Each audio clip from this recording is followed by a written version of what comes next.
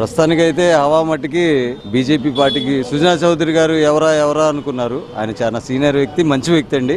ప్రతిదీ కూడా చెప్పిన మాట చూసా తప్పకుండా పార్టీ పరంగా ఇటు సెంట్రల్లో కానివ్వండి, స్టేట్లో కానివ్వండి ఎమ్మెల్యేగా ఆయన న్యాయం చేసే వ్యక్తి అని మేము ఆశిస్తున్నామండి. ప్రజలకు కూడా బాగా మంచి జరిగింది ఆయన వల్ల. అంటే ముస్లిం మైనారిటీకి ఆయన ఆసిఫ్ గారికి ఇచ్చారు కానండి, ఆయన అంత చెప్పుకోదగ్గ వ్యక్తి ఏం కాదు. పాత వాళ్ళు సీనియర్స్ ఉన్నారు కాబట్టి వాళ్ళైతే ఏమన్నా ఇదిగా ఉండేది, కానీ ఈయన అంత ఇదిగా పోటీ ఇచ్చే వ్యక్తి కాదని మా ఇది ఉండదండి.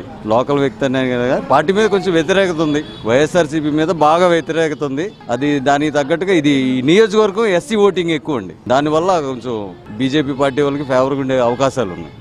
చాలా మంది 90% ఎమ్మెల్యే అయిపోయినట్టే అంటున్నారు కానండి, రేపు ఎలక్షన్ జరిగిన తర్వాత కౌంటింగ్ లో తెలిసిద్ది సార్.